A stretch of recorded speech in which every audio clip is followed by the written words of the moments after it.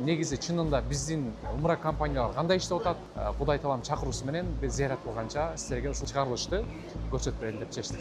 Ошо аттуу баштуу бир блогер 40-50 кишини жетектеп Кабага алып кирип атат. Мен таң калдым. Мени каргаган сиз кыскасы.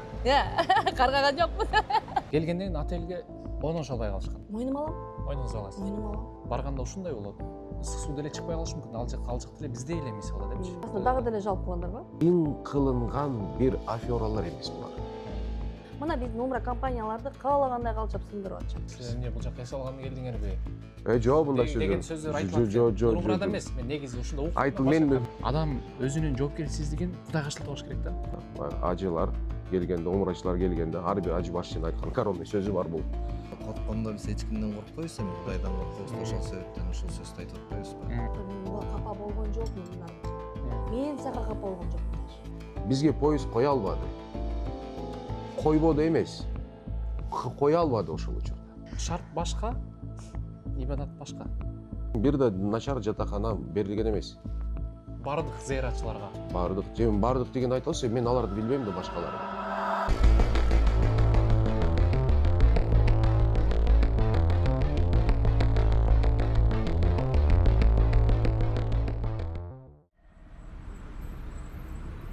Саламатсыздарбы, урматтуу көрүүчүлөр.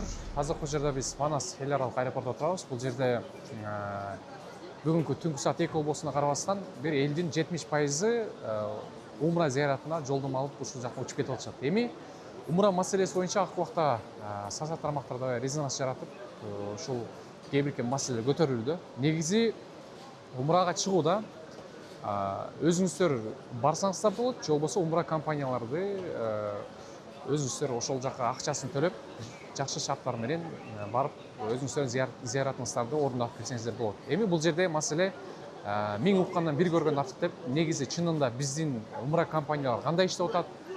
Кээ бирки мисалы Комфорт Плюска сиз $1,500 төлөп барасыз, бирок ошол жака баргандан кийин эконом класска киргизип койгондугу тууралуу дагы факттар бар. Ошол нерсени өз көзүм менен көрүп, аны менен катар Кудай таалам чакыруусу менен биз зыярат кылганча силерге ушул чыгарылышты көрсөтүп берели деп чечтик.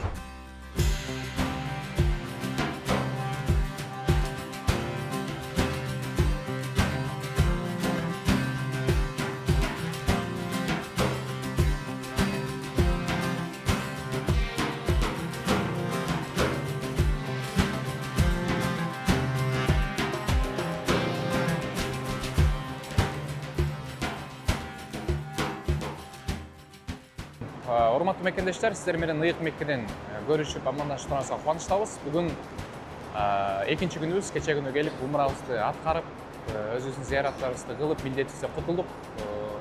Бүгүн негизи умра боюнча акыркы учурда көп маселе болуп атат. Жарандардын кайрылуусу боюнча Кудай таалам да бир ишти себепкери кылып, бул жака чакырды үйүнө. Анткени бул жака да Кудай таалам өзү сүйгөн пендесин, өзү чакыргысы келген адам келет экен. Ошо негизинде келип атабыз. Азыркы учурда биз Бокко деген отелдебиз.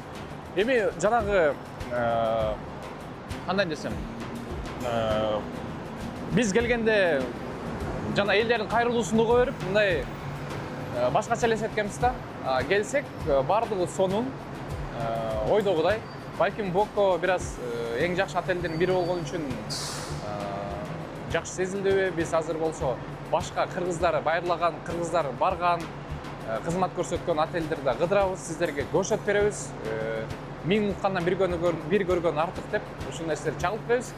Анан эң башкысы бизге катталганды унутпаңыз, анткени бизге лайк басып, же болбосо өзүңүздөрдүн ой пикириңиздерди жазсаңыздар, ошол бизге дем күч, ошол бизге үнүбүздү жогору тарапка жеткирүүгө чоң жардам берет. Биз менен бирге болуңуздар. Биз бул жака келгенибизди социалдык тармактарга чыгарганбыз. Чыгаргандан кийин Меккеде жүргөн биздин мекендештер байланышып, сиз менен жолугсак болобу деп айткан. Бүгүн болсо азыр сиздер менен биргеликте мекендешибиз менен таанышып, эмне жумуш кылат, ошол тууралуу дагы айтып берели. Бүгүнкү күнүбүз бир жакшы мекендешибиз менен башталат. Ассаламу алейкум. Кандайсыз? Жакшысызбы? Шүгүр, өзүңүз кандай? Эсен жакшы? Аман эсен. Жакшы. Эсен жакшы? Жакшы, Кудай жакшы. Экөөбүз тааныша элекпиз. Атым Нурислам. Нурислам, мен Мунарбек. Тааныштабыз. Сизди тааныйм, көрүп эле жүрөбүз. Кече жазганыңыздан көрүп калып жолуктук. Иштер жакшы? Жакшы, Кудайга шүгүр. Не жумуш кыласыз бул жакта? Биз истраха иштетебиз. Курмага. Курмаба. Азыр ошол жака барабыз. Азыр бүгүн арабтар бүгүн аренда бар эле да. Бүгүн бир жерден чай ичебиз, панорамага чыгабыз, анан эртең азыр жетишпей да калабыз, эртең Курмага барабыз иншалла. Ошондой эле. Жүрүңүз. Канча болду жумуш бул жакта иштеп жүргөнүңүзгө? Бул жакта негизи мен 2 жыл мурун келгем биринчи. 2 жыл мурун. 2-3 жыл мурун. Анан былтыр келе албай, анан быйыл келип бул жакта иштеп атабыз. Курмабак иштетем дегенде бул кандай кызмат болуп калат? Бул Мединага барбадыңыз, Жок, бара элекмин. Мисалы үчүн бул жака группалар келишет да. Группалар келип, анан ихсан кылгандар болуп калат. Анан бизде көбүнчө кечки тамакта группа болуп барышат да. Эми аз дегенде 50, 200, 300 Бир группа ошондой адам болот. Группа, ооба. Бул жакта группалардын, чоң группалардын баардыгы эле барат биздин истрахага. Лидер, Саякат, Замзам бар эле. Группа барып тамактанышат. Биз тамак уюштуруп беребиз. Төө союп, кой союп. Мындайча айтканда биз мисалы Кыргызстанда эс алсак тоого чыгабыз го. Булар ошондой жерге барып эс алышат окшойт тамактанып. Ооба. Анан биздин истрахада айырмачылыгы аз бул жакта көрөсүздөр ысыкта. Ооба. Анан бизде бассейн дагы бар. Бир аз эртерээк барып, эркектер бассейнге түшүп, аялдар салкыныраак комнатага отурушуп, анан футбольный поле дагы бар кээ бирлерге, ойнойбуз истегендерге. Анан бассейнге түшүп, кечки тамакты ичип алып, анан кийин кайра кайтышат да. Мол унаа айдаганга биздин айдоочу көлүктөр жарайбы? Жарай берет ооба. Жарай берет. Жарай берет.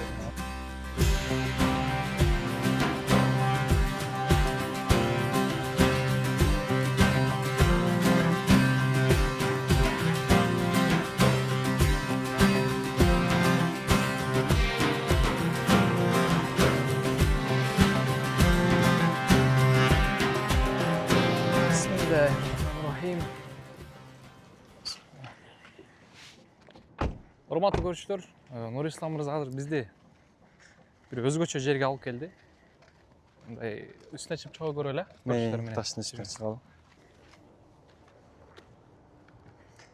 Бул Меккедеги панорама, негизи жалпы 2 панорама бар, адамдар чыгып көрө турганчы.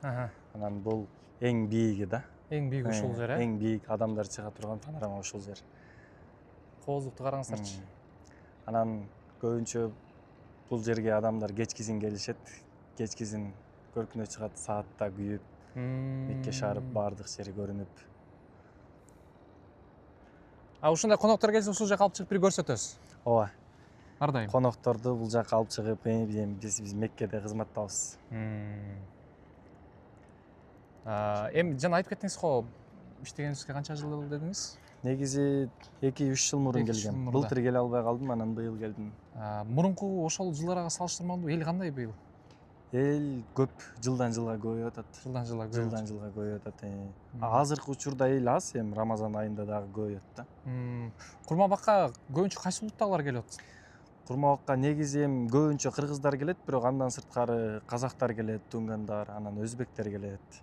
Өзбектер, казактар, дунгандар. Дунгандар дегенде кыргызстандыкпы же башка жактабы? Жок, Кыргызстан дунгандар келе элек, али Казакстандан келишет көбүнчө. Өзгөчө, Казакстан. Түшүнүктүү. Биздин бул жакта сиз билген студенттер барбы жокпу? Окуп жүрүшпү? Студенттер бар бул жакта. Кыргыздар көп элеби? Кыргыздар көп эле, ооба. Биз эми жанагынтип умурага келгендер көбүнчө ошол кой союшуп студенттерге таратып, Кыргыз студенттерге. Кыргыз студенттерге апарып берип койгула деп бизге дагы беришет да. Анан биз мал базарга барып, өзүбүз видео отчет кылып, сойдуруп, анан ошол окуган студенттерге, медреселерге апарып беребиз. Көрүүчүлөр көрүп атат. Керемет жерди көрдүңүздөр. Алланын үйү. Барыңыздардын ушул жерге келип зыярат кылып кетиңиздер насип этсин. Анан ишиңиз боюнча да сурайлы. Негизи иш кылып келген башка, зыярат башка да. Ооба. Ишкерлер башкача. Негизи бул жол кандай башталды сизде? Кандай келип калдыңыз деген? Негизи мен бул жака видеону көрүп, Меккени көрүп, анан эң биринчи умра кылам деген ниетте өзүм Москвада жүрөт болчум. Бир точно күнүн билбейм, бирок 1 айдай тахажжудду калтырбай окугам да. 1 ай. 1 айдайчы. Меккеге барайын, ошол жактан умра кылайын. 1 айдай ошентип Москвадан тахажжудду калтырбай окуп, анан Кыргызстанга келип, анан Кыргызстандан умрага барам деп атканда заодно ошол иштер да чыгып калды. Анан ал иш точно деле белгисиз болчу. Анан умра кылам, анан көрөм калганын ар жагын деп туруп, анан ошентип биринчи келип калгам бул жака. Демек, тахажжудтун пайдалары десек болобу? Тахажжудтун пайдалары ооба. Азыр көбүнчө адамдар мисалы үчүн Меккеде жүргөндө бизге дуа кылып койчу дейт, анан өздөрү эч нерсе кылбайт да, мисалы үчүнчү. Аллах Тааламан чын ниеттен сурап туруп, жүрөгүнөн эле каалап тахажжуд окуп, адам чын арагында жүрөгүндө бар болсо, Кудайым алып келет да. Сөзсүз. Сөз, иншалла. Демек, өзүбүзгө ишенишибиз керек. Ооба. Ар дайым Кудайдан сураганы билишибиз керек. Ооба. Өзүбүз сураш керек. Ал жакта деле дуалар кабыл болот болгону. Бул жакта дуалар кабыл болот. Ооба, сооптор мисалы үчүн 100 000 эзеге көбөйтүлөт, намаздар. Бирок адам чын жүрөгүнөн каалап, ошол жакта Кыргызстанда туруп же Москвада туруп деле келгизи келип дуа кылса, иншалла Аллах Таалам алып келет бул жака. Буюрса. Урматтуу достор, көрдүңүздөр. Демек, биз сөз түрдө бул жерге келип дуа кылыш эмес, кайсыл жакта болбойлу, өзүбүзгө ишенип, Кудай Таалам дуаны кабыл кылат экенин сезип туруп, Кудай Таалам менен сүйлөшкөн үйрөнсөк, амалдар ишке ашат экен достор. Бирок жакшы нерселерге, жакшы ниет кылыңыздар, ар бир иш ниетке жараша. Эгерде, урматтуу достор, силер умрага келем деп, жарнамадан бир 10 мүнөт, 15 мүнөттүк жол деп көрүп кала турган болсоңор, Вокко деген отелди Кабага чейин канча мүнөттүгүн айтышат. Мен силер болжол менен көрсөтөйүн достор. Вокко деген бул эки чоң имарат, ошол Вокко деген мейманкана. Ошонун аралыгы бул Кабатулла. Экөөнүн болжол менен аралыгы, эгерде жөө басып келе турган болсоңуздар, мына акырын шашпай бир 15 мүнөттө келет экенсиздер. Ушул тоо тарап жактагы ушул берки бети отелдер бар экен. Бул жакта автобус менен айландырып жөө бара турган болсоңуздар, бир аз алыс болуп калат экен, айтор ушундай. Ассаламу алейкум, таксырлар. Кандайсыздар? Жакшы, рахмат. Аман эсен. Кандай, өзүң? Рахмат, умураңыздар кабыл болсун. Амин. Канча күн болду? Кайттыңыз бүгүн? Бүгүн кайттыңыздар. Канча күн сапарда болдуңуздар? 14. 13 күн бүгүн. Кандай болду зыярат? Алхамдулилlah. Жакшыбы? Кайсы компания менен келдиңиздер? Ал Хаят. Комфорт эконом? Комфорт плюс. Комфорт плюс менен. Канча төлөдүңүздөр? 1550. 1550. Ойдогудай эле болдубу же сиздер ойлогондой болбой калдыбы Комфорт плюс? Жакшы. Алхамдулилlah, баарына шүгүр. Сонун. Саны. Жок. Шүгүр деп атпайсызбы? Жок, арабтара шүкүран дейт. Шүкүран, шүгүр. Шүкүран. Ибадат башка, шарт башка да. Салыштырбаңыздар. Андан биз Меккеде сана мынткен болбойт дегенде, как она есть, орусча айтканда. Фактын айтып койсуңуздар керек. Жакшы эле болдубу? Шүгүр, Рахмат. Мурасыңар кабыл болсун. Алла разы болсун. Ассаламу алейкум. Ата, умураңыз кабыл болсун. Алла кабыл кылсын. Алла кабыл болсун. Канчанчы жол келип атасыз? Биринчи жолу келип. Биринчи жолу. Кандай сезимдер болду? Мындай отуруп сүйлөшөйүнчү сиз менен, Кандай сезим болмок эле. Жакшы, Кудайга шүгүр. Жакшы. Өзүнчө керемет болду. Мадинадан автобус менен чыктык. Келатканда булуттар мен күн жак тарабына отуруп калып турмун. Улам тосуп жүрүп отурду да. Анан кийин бир эме бар эмеспи? Мухаммед пайгамбарымыз бир булуттар дайыма ээрчип далдалап жүрчү эле го. Ооба. Анан кийин ошол эсиме түштү. Анан буяка келгенде кечээ күнү анан бүгүн эле жылуу болду да. Ага чейин салкын болуп турду. Салкын болуп, Өзүбүздүн Кыргызстанда жүргөндөй эркин сезип, умрабызды жакшы толук аткарып алдык болом. Жакшы, кабыл болсун ата. Ким жөнөтү сизди? Иә. Балдар жөнөтү. Балдарыңыз жөнөтү. Уулуңуз. Өмүр үзүн болсун балдарыңыздын. Жактыбы? Мындай шарттар кандай болду? Кыйналган жоксуздарбы? Аябай жакшы болду. Бул отель аябай сонун экен. Сонун экен? Шведский Стол болду. Маселе жок шарттан. Маселе жок. Жакшы. Өмүрүңүз үзүн болсун. Рахмат. Өзүңөргө да. Рахмат ата. Атың ким сен? Менин атым Мунарбек. Батырбек менин атым. Кубанычтабыз ата. Рахмат. Ассаламу алейкум. Алейкум ассалам. Жакшысызбы? Жакшы, рахмат. Умураңыздар кабыл болсун. Ассаламу алейкум. Жакшысыздарбы? Кандай болду? Сонун болду. Зыярат. Сонун. Канчанчы жол келдиңиздер? Сиз канчанчы жол келдиңиз? Мен билбейм эсен. Көп. Сизчи? Биринчи жолу. Биринчи жол ата. Кандай сезимдер болду сизде? Жакшы сезим. Жактыбы зыярат? Жыда жакты. Шарттар кандай болду? Шарттар өтө отличный. Сабактар болуп аттыбы? Сабактар болду. Пайда алдыңыз? Пайда алдым, Кудайга шүгүр. Жакшы. Сизчи ата?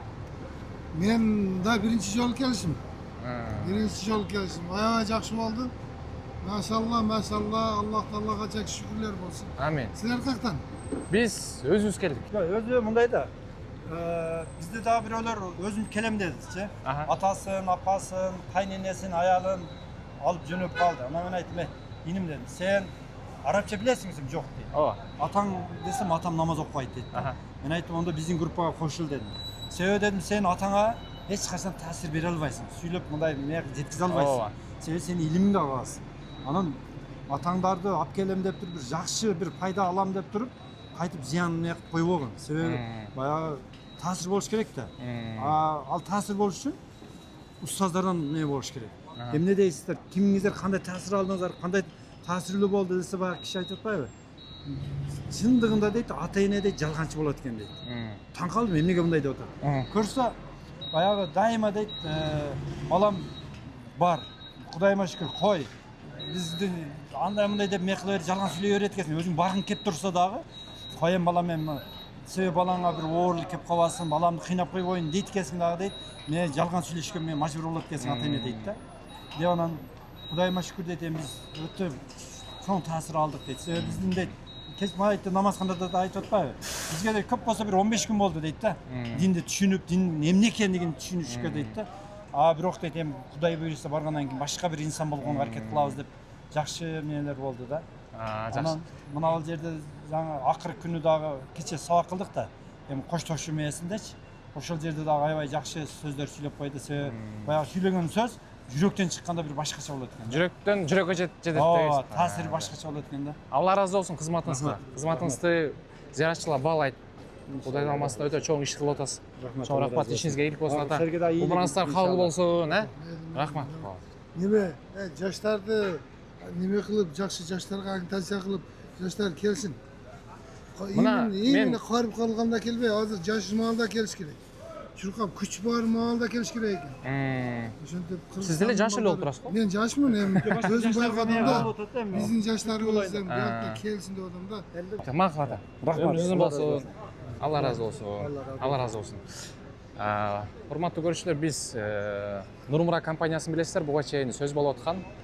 Азыркы учурда Нурмура компаниясы жетекчиси Мирза Атай менен бул жакта күтүп турат, жолугуп атабыз. Саламатсызбы? Ассаламу алейкум.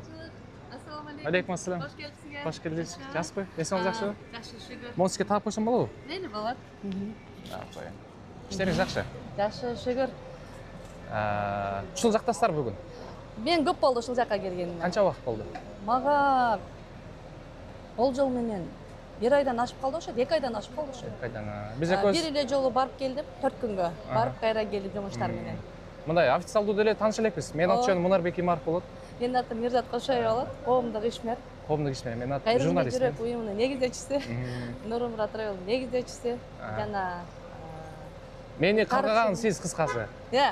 Каргаган жокмун. Ошону ким жазды эле? Сизби же башка бирөө? Бизде деген ал баракчаны бир канча адамдар колдонот.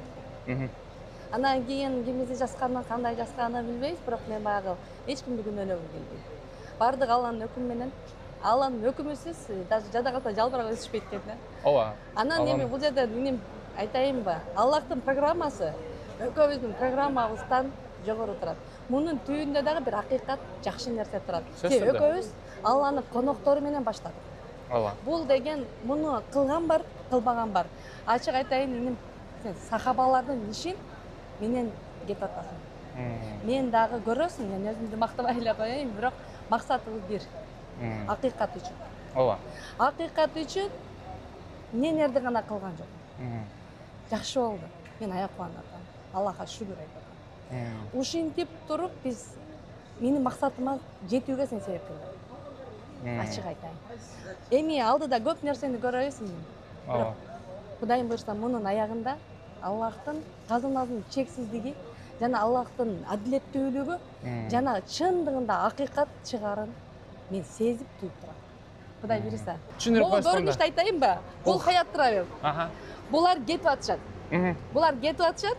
Сапарлары карыды. Ооба. Чыккандан кийин өзүңүздөр көргөндөй эле жүздөрү нурду, кубаныч, бата менен кетип барышат. Бул Новотель деген отель.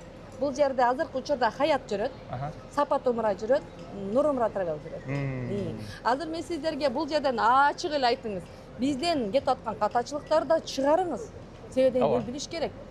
Акыйкат чыгыш керек. Эгер ыраазычылык болсо аны да чыгарыңыз. Тоогабы? Сөз түрдө. Эмнени жашырабыз? Алладан жашырбаган инсандан кандай жашырабыз? Катабыз болсо мойнубузга алайбыз. Негизи буга чейин Нур Умра компаниясы боюнча көп адам бизге жазды. Эми биз сизге бир эле бөлүгүн айтып чыкканбыз да. Бир эле. Сизге эми бул жерде калп айтпайын, бүгүн дагы жазышты. Бүгүн да бир группа келатыптыр. Мисалы ошол боюнча негизи сиздерде кандай тарифтер бар? Кандай дейсиз? Тарифтер. Эконом тариф, комфорт плюс.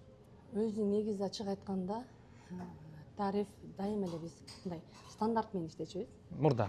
Анан кийин стандарт деген негизинде биз деген негизи мындай баага маани берип атабыз. Баагачы мындай 1650, 1700 болот, анан 1900 болот деген нерсени мен баага маани бербептермин. Мен сапаттуулукка баа бергем жана мен ал жерде кайрымдуулукка маани берип, ошо кайрымдуулук менен иштей бергенбиз. Ал кандай десеңиз, өзү негизи бул Нур Умра Travel бир мындай максат коюп, бизнес негизинде ачылган эмес да. Мисалы сизге суроо берсем, бир мындай ишбайсыздарда, бизнес кыларда бир максат коюп, ошонун негизинде түптөйсүз да. Наманган окуясы көпчүлүк эл түшүнбөй, мисалы умра компанияларды күнөөлөп атат да. Бул жерде авиакомпаниянын күнөөсү. Күнөөсү дегенде бул табият. Туман болуп калды, учпай калды. 4 күн жатыштыр. 4 күн аралыгында ошол тамакты сизден сурайынчы. Умра компания камсыздап бериш керекпи же авиакомпаниябы? Өзү негизи бул жерде эл карапайым калк авиакомпания менен умра компанияны айырмалай албай калышты. Бул самолеттагы Мирзат Кошоеваныкы, түшүнүп атасызбы? Умра компанияныкы ушунуку, самолет коюуда авиакомпания да ушунуку, самолет дагы меники, учурбай коюу да меники, туманды жүргүзүп койгон да Мирзат Кошоева да. Ушуну түшүндүрө албай атам. Мен умра компания, авиакомпанияга көз карандымын. Учурбай койгон авиакомпания, туман болгон Алладан учпай калуу, ошол жерде отуруу адамдардыкы тагдыр. Алар энесинин курсагында 3 айлыгында эле жазылган.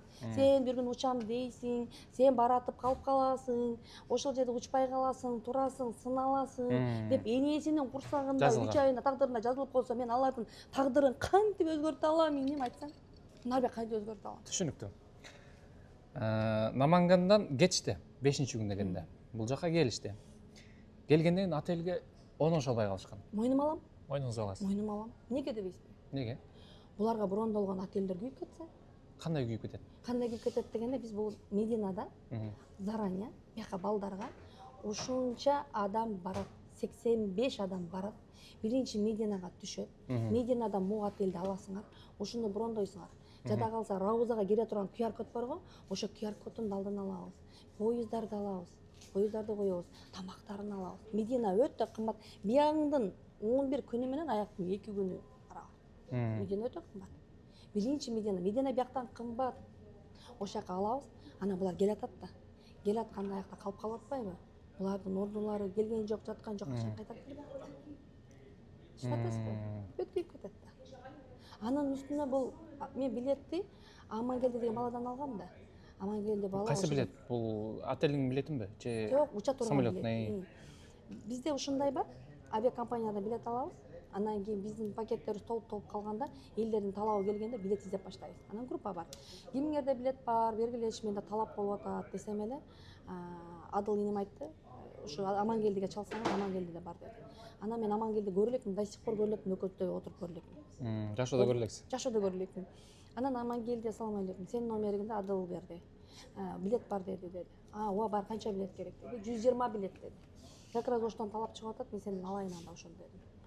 Анан ошону алгандан кийин 120 билеттин 80-ин толтурдук дагы, 40-ына келген Амангелди 40-ын толтура албай калат экенбиз. Эмне кылайлы десем, анда бериңиз мага деди. Аны берди. 80-ин толтурдук дагы, жок 85-ин толтурдук дагы, алып калдык дагы, ошо менен келе атабыз. Кыздарым сону жилеттерин даярдашат, бейжиктерин даярдашат, формаларын даярдашат, анан оштон анан жөнөшөт. Баратканда эле билеттен баягы 15 адамдын билети чыкпай калат. Ким тараптан күнөө бул? Амангелди тараптанбы же билет компаниядан? Амангелди тараптан эле. Амангелдиде багыш ал күнөөзү жок экен, башка бирөөдөн алган экен. Ортодо 2-3 адам болуп 2-3 кеткен. адам черес багыш курап берген. Амангелди деле бул Мирзат эже багыш билет издеп атат деп, ал мага билет таап берүүгө аракет кылган. Түшүнүп атасыз, изденип атат. Анда да күнөө жок, мында акыйкаттачы. Анан ал багыш бирөөдө билет бар дейт да, анан ал мага алып берип койду. Карасак эле, мисалы бир жамаатта сиз аялыңыз менен келип атасыз, жапаңыз менен махрамсыз да. А бул жерде деген билет 80 адам 3кө бөлүнүп калган. Биринчи рейс, экинчи рейс курама билет болуп калган, бул Амангелди билген эмес. Анан Амангелди айтып, Мирзат эже менин сөзүмдү укпай атат, мен бирөөдөн алма деп чалсам өзбек ишкен. Мен аябай сөгүп калдым. Сен мен алган эмеспин, сен тиймесиң, мен бул түшүнбөй атам, мен кайтып учурам. Мына ошол жерден менде стресс башталды. Апасы биринчи кетип калган, атасы биякта калып калган, махрамы биринчи уча турган болуп калды. Эмне кылам? 15 билеттин адамы жок. Аманганда калганга чейинки окуямды айтып атам, Мунарбек. Амангелдиге чалам, бул эмнеси, Амангелди бул эмнеси, мен эмне кылам? Мен Меккедеме. Элестетип атасың, мен бакын тозуп алам деп. Анда дагы алымдар баары башын бириктирип эстен рекламабызды көрсөң, сонун кылышып турду да. Мен ошондой образда төөнү да тандап алганымды айтсам, деп коем, төөнүн жана бир өргөчтү бар го, ошо жумшак болот экен да. Ошону да барып ушундай төө соёлу, аппак төө соёлу депчи. Даярданып алгам, газондорун, мен Нурумурод деп баннер чыгарып алгам. Баннер чыгарып алгам, турат багышым кырышып жатат. Жогорку деңгээлде сонун иш чара уюштуралы деп даярданып алгам. Менин этим талап кетти. Демек, эмне дейм? Ушундай болду. Эч ойлогон ойду кыстап. Бул эми мейли жана самолет учпай калганы сыноо. А бул ишти ким жоопкерчилик алат? Ошондой ким күнөөлүү болуп калды бул жерде? Билет, самолет. Билетпи? Намахрам болуп кетти, махрам өзүнчө болуп кетишти, ата-энелери өзүнчө болуп кетти. Мен Амангелдини күнөөнү атам да. Анан Амангелди багыш айтып атат да, Мирзат эже мен да бирөөдөн алгам деп номерин берип атпайбы. Анан ал кишиге чалсам, мен айтып атпайбы, сөзүмө жооп бербей сөгүп коюп койду. Өзбек ишкен. Анан каяка барам? Анан бул жака келгенде эмнеге күтүп калды десеңиз, Канча тигил саат отелден күтүштү? барып акча алууга аракет кылдык да. Возврат акчаны суроо, ошол убакытта бир аз күтүп калды. Мен да биякта болчумун. Анан күтүп калды, ошо жерге ызылдап бир аз 45 мүнөт. Возврат кайтарып беришти, беришкен жок. Эми күйүп кетти да. Билет баары бияктагылар араптарчы. Ачык айтайын, кааласаң кел. Андан мурун ачык айтайын, Эйр Арабиядан учкан, ОКодо жаткан, ОКодо укмуш, комфорт болуп катталган юристтер, адвокаттар ушулар келген. Эйр Арабиядан келди, Шаржада бир сутка жатып калды. 8 чамаданы жоголуп кетти. Менин күнөөм эмес да чамадан жоголуп кеткени. Учурбай калган менин күнөөм эмеспи? Ал 40 адамданчы кандай гана сөгүш уктум. Мени аял башыма карабай эркек кишилер келип бетиме сөктү. Туруп бердим, айлам жок. Бирок эң негизи жүрөгүм эмне тынч болот айтып атамбы? Менде күнөө жокпу Аллах? Мейли Аллах. Эгерде мен ушул жерде күнөө болсо көтөрө алмак эмесмин. Мен ушул адамдын аркасына келип калдым. Бир эле нерсе мени соротуп турду. Күнөөм жокко, я Раббим Аллах. Ойыма пайгамбар алейхиссалам келди. Аны деле жалганчысың, афуристсиң, сыйкырчысың деген. Мурсат кто тут такая? Ушундай күндөрдү көрдүм, Мунарбек, мен акыркы акыяны айтып берейинби? Бияка келишти да. Канча киши? 85 адам деп куруп алып келдик. 35-ин Вовкага жаткырдык. Шведский стол кылып бердик. Биякта Фархат ажынын жамааты бар. 55 адам. Мен баягы чоң иш чара уюштурып даярдым, программа элестетип коесуңбу? Анан Бодулазиятка 85 адам жайгашты. Бишкектен да 55 адам келген. Замир Ракиев, Фархат ажы, анан Шакир ажы, Дүйшен ажы муфтияты түптөгөн биз менен келген. Дагы бирөө ким эле? Ушулар баардыгы келмек да, келип атат да баардыгы. Замир кары. Көрүп, баардыгы рекламада адамдар баардыгы келип кетти. Бирок бири-бирин айкалыштыра албай койдук да. Анан ошентип отурабыз, баарын жайгаштырып атабыз, тиягын жайгаштырып атабыз. Эң артында баягы сөгүп атам, баардыгын угуп атам. Чыдап турдум, бирөөнө кайышкарган жок, макул деп. Бирөөнө кайышкарган жок. Мен билбей атат дедим. Мен түртүп да кетти. Тамагымда айла жок, тамагыма жетишпей калдым да. Могу жерде плов. Пловдун ичинде мейиздери бар плов. Ошону келгенде бир байке келип туруп, "Мон сен жейсиңби, сен мени жейсиңби?" деп момундай күнгө чейин алып келишти да. Замир карыны деле көзгө илишкер эле мындай ушундай акыбал. Мен күнөөлүмүн да. Мен шведский столдо обещать эткем да. Туурабы? Шведский стол алып алып себебим отелдер чылып сыйлык иштирип калдым, атымды таппай калдым да. Бирок эң негизи жакшы ибадат кылып кетсе экен, дедим. Бирок акырында сыймыктанып турган бир нерсе айтып берейин, Мунарбек. Эң артында мени ыйлаткан эмне болду айтайын? ушул ызылдап аябай кыйынчылыкты көргөн жамаатчы менин жагдайымды Аллах таалам түшүндүрүп кетип баратканда Мирзат эже көрсө кыйналып калган турбайбы түшүнүштү. өздөрү акча чогултуп кетип аткандагы 3 күнгө 4 күн $7,000 ушундай чогултуп кайра Мирзат эже ушул тамакты өзү деле кылып берип кетеличи биз сизди түшүндүк деп батасын берип кетишпи. Кандай Аллахтын бул умразы кабыл болду деген белгиси да. Келгенде кандай элем, кетип атканда кандай болду. Алланын рахматы жаап турат да берди. Карачы кандай кайрымдуу инсандар. Кыргыз деген байкап атасың сыймыктана турган адамдар да. Мээримдүү, соорукер. Бир чет ойлодум, бир кезде кылган кайрымдуулуктардын пайдасы болуш керек депчи. Ушундай кылат ушул. Умра компания ачкан балдар бар го. Ар биринен нече акча сурап чыкты. Мен берип турам, ажыла жаштакка жөнөтүп алайын мен. Акысына кирмейин депчи. Мен бир жерде пайдага иштеген эмесмин, пайда көргөн жокмун. Ишенесиң, буюрсам пайда көргөн жок. Менин максатым ушул адамдар ыраазы болуп кетсе экен, жетип кетсе экен ушулар. Даже чуркайм жана автобус кечип калса бызылдайм жана. Кошо чуркап, арка аялдарды өзүнчө сап кылып кошо жүрөм. Анан мен жамаатымдар биякталар көп айтып калат, Мирзат эже, сиз минсеңиз жыгылып каласыз дегендер бар. Андан мурун айпери көбөй кыздын сиңдиси келип калды. Айтат, Мирзат эже, бир жериңизде батарейка барбы депчи. Уктайсызбы өзү сиз депчи. Мен жакшы көрөм ишимди. Мен жакшы көрөм ушул нерсени. Ушундай күндөрдү өткөрүп туруп, бара еще ошонун үстүндө дагы мен жалганчы, аферист, анан колуңан келген ишти кылбайсың деп мен буга капа болгон жокмун, Нарбек. Мен сага капа болгон жокмун даже. Ишенесиңби? Эми мага көп адам капа да негизичи. Чын айтайынбы? Өтө көп адам капа.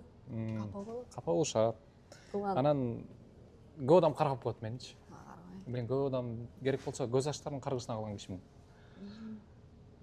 Анан эми Кудай таалам деле адилеттүү деп ортодо Кудайга таянам мен дагы сизге окшоп. Анан биз болгондо элдин үнүн жеткиребиз. Эл бизге кайрылат.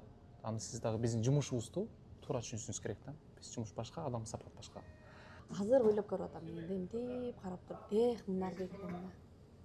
Сен менин азыр жанымда болгонуңда деп. Мен ойлоп коюп турам. Акыйкатты көргөнүмдө деп.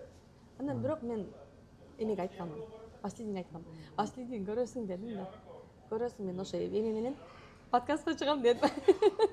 Кыргызстанга барсам мен сөзсүз подкастка чыгам, айтып берем. Ушул бала менин үнүм угат деп айттым, Көрдүңбү, Аллах таалам кийин деген, бирок Аллах таалам бүтө эле чыгат.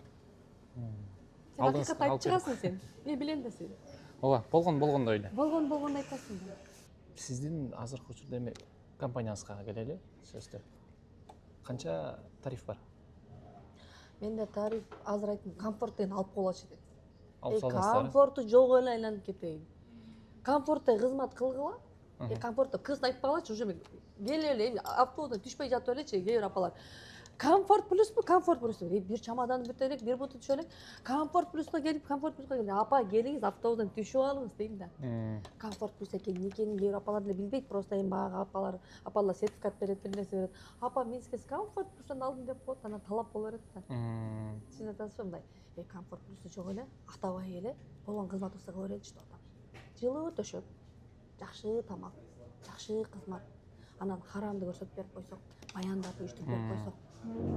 Алланын үйүн, Алланын үйүн таанытып, бул Алланын үйү экен, Аллахта тарыхты, Пайгамбар алейхиссалам баскан жолдору. Рауза, Пайгамбар алейхиссалам менен учураштырып, Пайгамбар алейхиссалам өмүр баянын үйрөтүп койсок болду да, дагы эмне керек бизге? Айтсам, эмне керек дагы, эмне? Туурабы? Себеби бул жак ибадат. Бирок кээ бирөө мындай эсалуу айландырып койду. Ушул нерсени айтып коеюнбу? Мисалы, реклама маркетологдор катыштырыптыр да. Балким ошолордун күнөөсү билбейм. Шарт башка, ибадат башка. Бул жакта мисалы комфорт плюс комфорт деп сатып атат да. Жай ушундай болот. Эгерде сиз ушинтип атсаңыз, анда рекламаны ибадат плюс деп сатыш керек болуп калат да. Түшүнүңүзбү? Анткени башында сиз ошол кардарларга, келем дегендерге түшүндүрүү туура эмес болуп калат башында. Болгону айтыш керек. Барганда ушундай болот. ысык суу деле чыкпай калышы мүмкүн. Ал жакта эле бизде эле мисалы депчи. Мисалы күтүп каласыздар, самолеттор, эми самолет биздики эмес дейсиз. Балким ушунда болуп калат. Түшүндүрүү процесси туура Процессин туура берип койсоңуздар, мындай иштер болбойт беле деп ойлоп койдум. Мен эми бул маркетолог жалдап алгандарды байкаган жокмун. Менин оюм баян, устаздар менен сүйлөшүү, бул жакка келген таанытуу. Маркетологдор башка да, Башка да кыздар, жаш кыздар иштешет, анан акча бер деп берем, өзүңөр жаберлер дейм, ушундай деп. Мен Инстаграм баракчам барактап карап аптырмын. Менин оюм биякта адамдардын ибадаты, сабагы, анан эң эле негизгиси баягы мен барат элем деп жалдырап келген адамдар эле кубандырып, ошону алып барсам экен деп ошо менен эле чуркап жүрүп атырмын. Бирок мындай поезд коебуз дедик, коелу дедик. Чын комфортко эмне керек дедик, поезд коюп койгулчу, эми ошол жактан 6 саат, 7 саат жүрбөй, поезд канча сом экен, ошо поезд коюп койгулчу дедик. Коелучу дедик. Анан мындай комфорт отельдер болот экен да, мындай отель болот экен. Мына Могазы комфортко кирет да. Ушундай отельдер, ушуну коюп койсок комфорт болуп калып турбайлыбы? Анан кийин поезду, анан биякта Мединде 2 мал тамагы, аякта комфорт отели, биякта ушуну койсок комфорт болуп калат экен деп атабыз да. Анан эми жанагы учпай калса, анан поезду күйүп кетсе, поезду жок кайра автобус менен алып келген күндөр болду. Анан ошондо сен комфортто болуп, сен алдап саттың, сен поезду алып автобус менен алып кетип атасың. Аалымдарыбыз түшүнүп турат, бирок карапайым калкты түшүндүрө албай кыйналат. Азыр Мирзат алдап сатты, комфортто алып барып акчага байып калды, мынча акчаны эмне кылдың дейт. Кече күнү репутация бузулгандан кийин офисиме келип 10 аял келди. Мен 10 аял келди, мен айттым, кетесиң, учура албайм силерди дедим. Мен коркуп калдым десем, заявление жазып, ошентебиз деп коркутуп, сенин компанияң менен кетем дейт. Мен алып кете алдым, мен аркамды тазалабайын десем, жок, мен эмне менен сени менен кетем деп сотко берем деп кызым аябай 3 кызым, 4 кызымды урушуп, башка компанияга жылдырып берейинчи дедим. Жок, мен эмне менен сени менен кетем деп болбойт деген. Ошентип да урушпады. Азыркы учурда канча кызмат көрсөтөт атасыз, канча кишиге? Азыркы учурда 200дөн ашык. 200дөн ашык. Канчанчы күн? Качан Бизде кетишет? азыр Мединадагы жамаатыбыз келатат. Бул жакта 44 бирөөндө, 50 бирөөндө. Бөлүп э? Бөлүп, жамаат. Бирин келет. 4 жамаат бар окшойт анда болжол менен. 1, 2, 3, 4 жамаат барбы? 3 жамаат, 3 жамаат бар. 3 жамаат. Ушин бөлүп. Алар эмне деп атышат? Аларбы? Кандай болот? Арасында дагы деле жалп кылгандар бар. Барбы? Бар. Эмне десе кандай болду? Кече күнү эмне болду? Кече жалп эмне болду? Автобус бир аз кечигип келип калды. Карта берем деп аткан бала байкуш үргүлө уктап калган, күтүп калышкан. Ошол маселе. Ошол маселе. Анан эле биз келгенде отель даяр эмес, дагы ошону ушундай турбайбы? Чалам албайт, байкуш күтүп атат. Бул автобус 6 саатта жетиш керек эле, кечигип калган. Анан бир көзүнүп кеткен байкуш келип жатат. Мына көрдүң, да бергиле. Ал бала кыргызбы? Кыргыз эле. Тозуп ала турган бала. Элестетет. Анан дагы мына бул жака келаткан маселеде эмне болду? Бекке келатканда, кечеги келгенде дагы эмне болду? Эмнеге кирдик?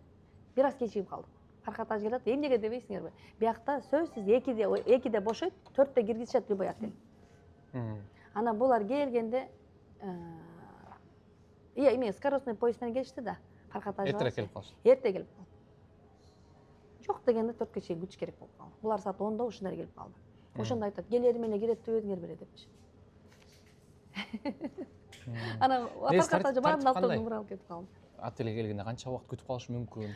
Отель кандай киргизет? Анткени көпчүлүгү ушул номерга келсек, көп күтүрүп койду отелибизге. Тартиптеш мүмкүн эмес. Кандай? Себеби дегенде сиз умрачысыз. Кетип атканда, эгерде биздин кыргыздар эртең саат 12де чыгасыңар, 12де чыгып чамаданыңарды сүйрөп чыгып калгыла десе, биздин кыргыздар ровно 12де деп айтты деп, моду өрдөктүн жөжөлөрүндөй болуп, точно ошондой болуп чыгып берсе, башка зыяратчылар да чыгып берсе, булар уборка кылганга дебатырак жетишет. Жетишип, байкуш постелдерин алып коюп, анын кийикисин киргизип берет. Нет, 12де десе 2де чыгышат. Уборка болгончо 4 болот. Буларда мейли боло берет да. Тартип күчтүү болуп туруп, култап туруп, ключун алып деле койсо болот, бирок эми ыйык жерде аны кылышпайт. Күтүүсү боло берет. Демек, ушул нерселерди башында түшүндүрүп коюш керек экен элге. Карапайым калкка түшүндүрүү бизде опыту жок болуп атат. Мактап эле сатып берет, ушул болуп атат. Нет, болгону болгондой. Даже жада калса сен учпай калып, жолдо калып калышың мүмкүн. Жылуу кийим алып ал. Жок дегенде мындай алып ал, тамак ашыңды салып ал. Деп бүт бүттүгүн айтып отурсак ачык элечи. Могу компания баардыгыбыз биригип, тегерек стол уюштуруп, умранын системасы ушундай да баарыбыз биригип системага салмай сайынчы адамдарыбыз кыйналып берет. Биз арабтардын көзүн карап, отур десе отурабыз, тур десе турабыз, чык десе чыгып кетет, биз корбой беребиз. Анын үчүн баардыгы жана ырсал ынтымак деген жомок бар го. Билесиңби, уккансыңбы ушул жомокту? Бирөө 9 жыл болгон. Ооба. Ушуну айтып эле жүрөм да. Башкаларга жеткирип коюу үчүн да айтайын, кээ бирөө билбейт, эмнени айтып атат деп. Бир абышканын 9 болгон. Алардан кечки кырылып берген, өзү бири бияка тарткан, бири тияка тарткан кырылып беришкен. Анан эмне болот, атасы эң артында жадап анан тоодон барып 9 табылга берип келет. Аны белин байлайт дагы. Балдарым мону сындыргылачы дейт, эч кимди сындыра албай коет.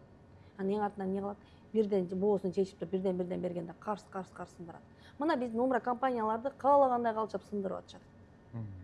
Авиакомпаниясы да сындырат, бияктагылар да сындырат, айтайын. Элементарный могу жерде аля-хажи деген могу эмелер бар го. Таксистер да сындырып кетет да.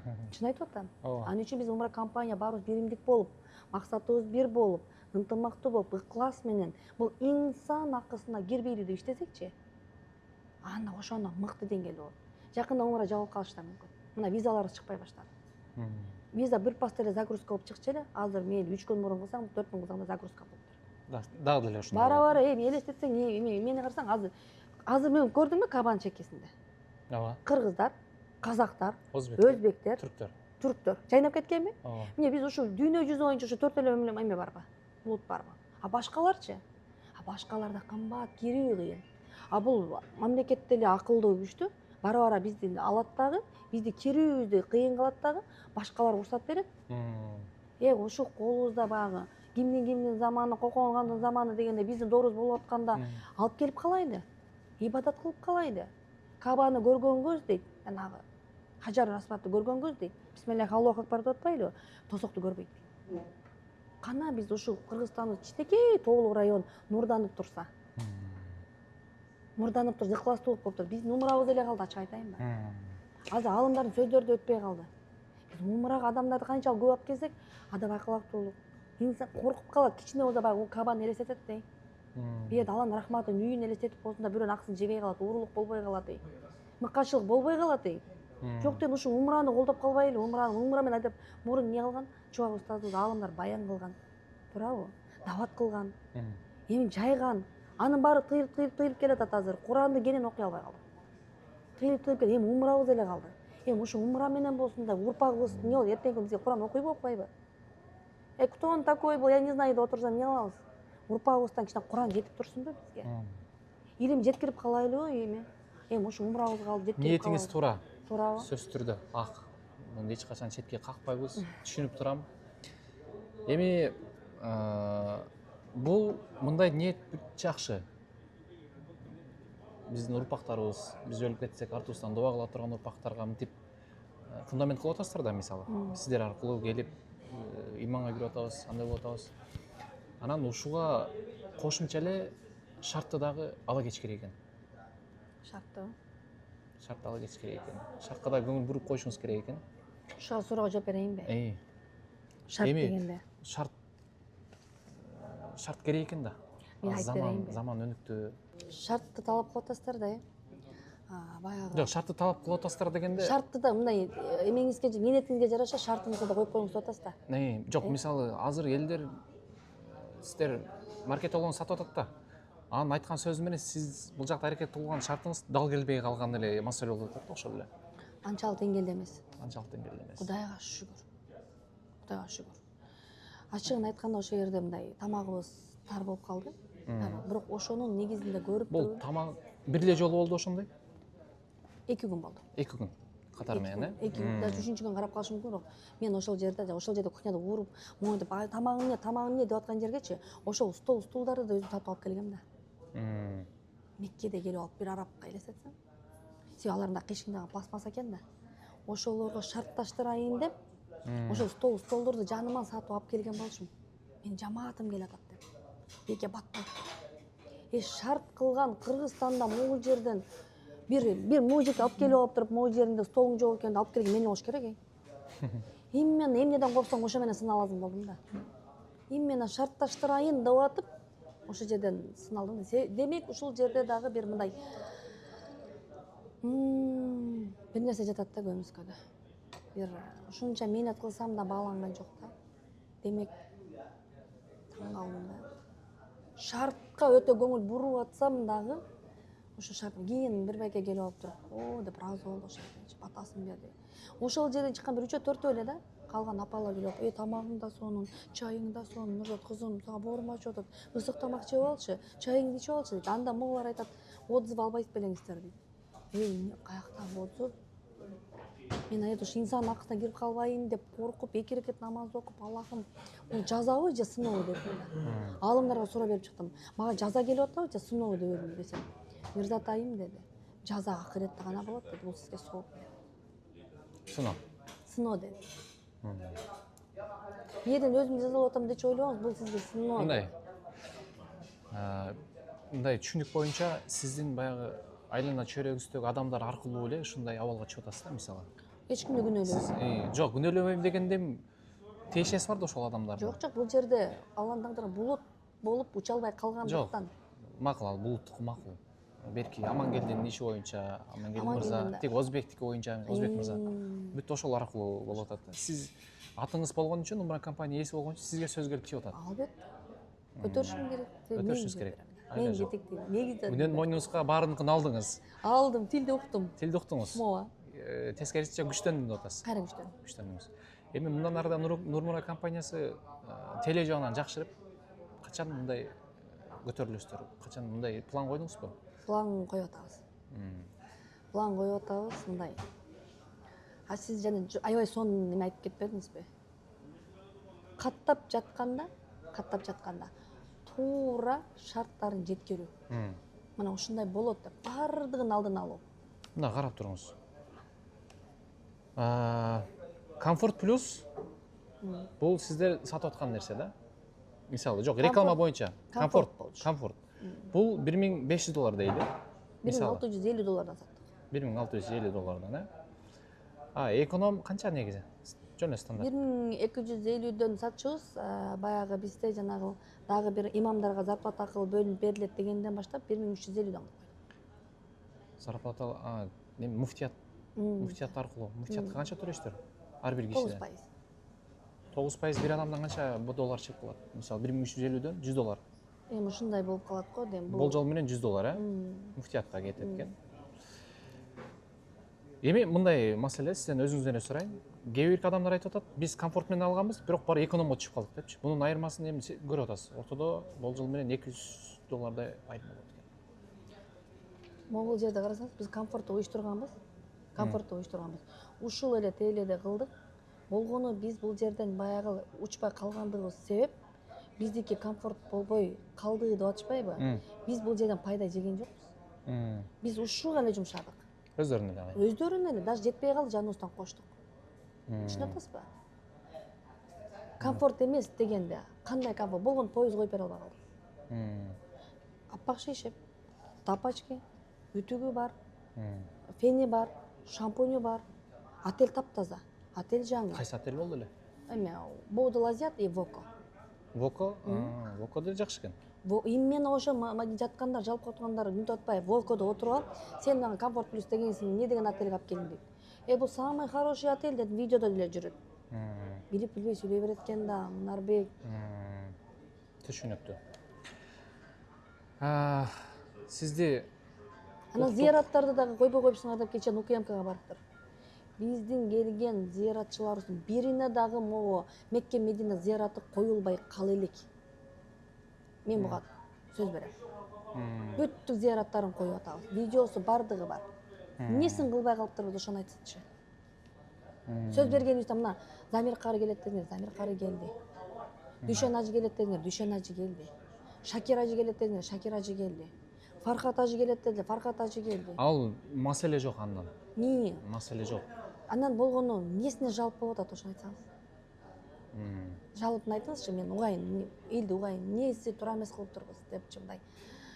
Кайсы жери болбойт. Поезд койбой калдык, мойнума алам. Себеп поездар айттым го, биз атыбызды таппай калдык. Мисалы, эмнеге жалп? Бүгүнкү келген адамдар боюнча, жолдо келип келсек отели даяр эмес экен деп бирөө жазыптыр. Бүгүн. бүгүнбү? Эмне Ал күтүп айтып калышты? коеюн, ал автобус 6-да түшөт да. 6-да түштү, Жиддага келди, 6-да түштү, 6-дан нары бир 6, 7, 8, 9, 10, 11. 12-де жетип барыш керек. Жок дегеним 13 жетип барыш керек. Булар 4-те жетип барган. Бала көзү жұмылып кеткен. Карталарын кучактап жатып уктап кеткен. Ана мен чалам, ал чалат, ажы башы чалат, башкабыз чалат, бүттүбүз чалат. Жок. Ана жетип келгенче бир аз убакыт өтүп, 1 саат. 1 саат өтө норма. Ачык айтканда 1 сааттан ашкан жок. Ушуга ушундай нерсе болуп кетти. Дагы виза маселе болду. Виза загрузка болуп чыкпай, карталарына акча салып бердик дагы, бер жактан келип туруп ачты. Ушул да маселе. Ал жерден да айтты, сен визаң жокко тиги бу деп. А жерде Анан жана маселечи, отелден бизди 14-15 саат мурда чыгарып койду деген. 15 саат мурун чыгарып коет деген?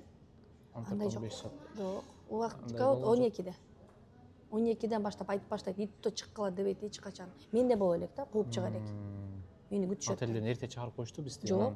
Биз мисалы эртең менен 5-те учат турган болсок, бизди күндүз эле чыгарып коюп, ошого чейин күтүшүбүз керек болуп калды.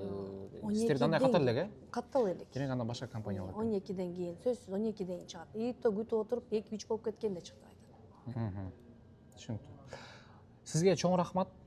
Тыйындын эки тарабы болот. Ооба. Бул тыйын экинчи тарабын дагы элге көрсөтүп жарап коелу. Кабыл алганыңызга чоң рахмат. Эми ажы башыңыз менен сүйлөшүп, Ооба. зыяратчылар менен сүйлөшүп, бир оз алар менен кеп салып калсак каршы эмессиз, Сонун болот. Албетте. Азыр Новотелдин ичинде намаз окудук, шам окудук. Анан бул жака Нурмура компаниясынын зыяратчылары менен бир сыйра учурашып чыгып. Ата, ассаламу алейкум.